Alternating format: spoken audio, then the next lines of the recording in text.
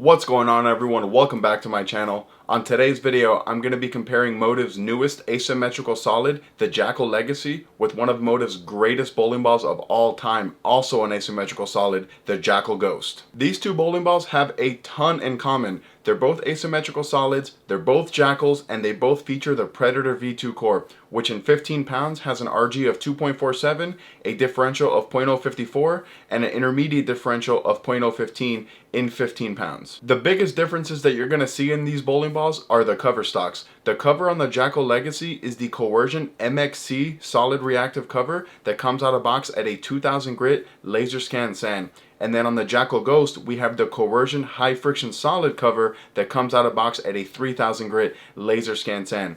In this video, I have both of these bowling balls at their out of box finish. And then with the layout, I have both of these bowling balls laid out exactly the same way. The layout is 45 by 4 3/4 by 20. If you guys like this video, I would super appreciate it if you hit that like button, subscribe, and hit that notification bell so you can stay up to date every time I drop a new video. And as always, if you like this jersey or any of the jerseys in any of my videos, you can head on over to logoinfusion.com or iambowling.com and use my promo code Lewis, and that'll get you 20% off your entire order. And then down below in the description, I have links to everything that I used to make this video. I would appreciate it if you guys check them out. These two bowling balls on the lane are very, very familiar. The big difference for me is that the Jackal Legacy is a much bigger version of the Jackal Ghost. Let me know down below in the comments if you have either the Jackal Ghost or the Jackal Legacy and what you're thinking about them so far. I'm going to take you guys on the lanes now so you can see the differences on lane between the Jackal Legacy and the Jackal Ghost. Thank you guys for joining me for this in-depth comparison between two monster bowling balls, the Jackal Legacy and the Jackal Ghost. Now, as always, and I know I say this every single video, but it's important to say, I'm going to show you every single shot that I threw in this session, the good shots and the bad. I believe that this is the only way to show you a true comparison of what two balls are capable of. Now, just like comparing any bowling ball to a Venom Shock, it is also very difficult to compare any bowling ball to a Jackal Ghost.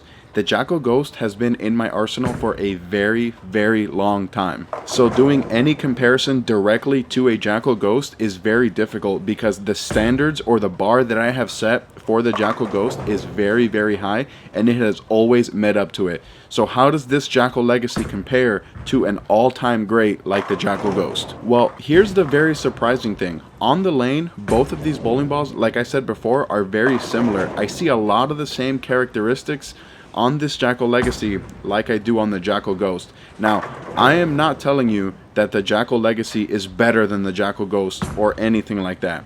I think that I still prefer the Jackal Ghost, but this Jackal Legacy is a very, very good bowling ball. So I think I should start out by saying what I really like about the Jackal Ghost and what makes it an all-time great bowling ball for me. So for me, asymmetrical solids typically are really strong up front and then kind of bail down lane. Well, the Jackal Ghost does not do that for me. The Jackal Ghost allows me to play on the higher volume patterns with ease, but anytime I need to get left and create more shape, it is pretty much the only asymmetrical solid that I've ever had that allows me to do that as well. And it's because of that versatility that it has stayed in my bag for all these years. So when I look at this Jackal Legacy, I see a lot of those same characteristics.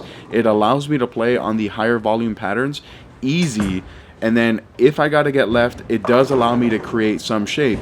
Now, the Jackal Legacy for me is a little bit stronger in the front part of the lane, and then down lane it's not as much as the Jackal Ghost, but it is significantly more than any other asymmetrical solid that I have ever thrown. Now, one question I get asked a lot is if these bowling balls are different enough to have them both in your bag, and then the short answer for that is going to be yes, as long as you maintain either a different layout on them or maybe changing the surfaces on them, maybe adding more surface to the Jackal Legacy and then transitioning into the Jackal Ghost with that 3,000 or 4,000 grit finish. What I'm really liking out of both of these bowling balls, like I always say, is the versatility, the ability to use both of them from a little bit straighter, and then also the ability to get left and create some shape with them, which is not something you typically see out of bigger asymmetrical solids. A prime example of that is the Alpha Jackal. The Alpha Jackal is a very, very good ball, but as I chase it really far left, it starts to roll significantly more forward than both of these bowling balls in the back part of the lane.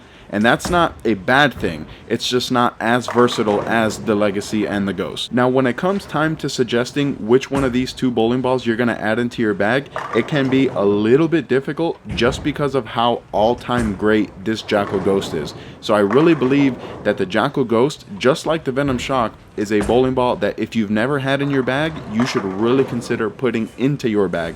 But if you're only going to get one of these two, if you're someone who's maybe a speed dominant bowler or a lower rev rate bowler, something like the Jackal Legacy would be a really good option because the cover is a little bit stronger than it is on the Jackal Ghost. And then if you're someone who has a higher rev rate, or your rev rate dominant, or you just like to see your ball create a lot of shape, then something like the Jackal Ghost would be a significantly better option. For me personally, I can see myself throwing both of these bowling balls on a multitude of different oil patterns. As you guys know, all of my videos are shot on a typical house shot unless I specify that it's not a typical house shot. So on this house shot here at South Point, there is a lot of friction to the right and not a ton of oil in the middle part of the lane, and both of these bowling balls still look really good. So ultimately, the big thing that I want to leave you guys with is don't get the Jackal Legacy to replace your Jackal Ghost. Get the Jackal Legacy to enhance your bowling bag that features a Jackal Ghost in it. Now, one thing I have noticed since drilling both of my Jackal Legacies is that it doesn't lane shine as fast as the Jackal Ghost. I'm going to leave you here with an on-lane comparison with the tracer lines between the Jackal Ghost and the Jackal Legacy.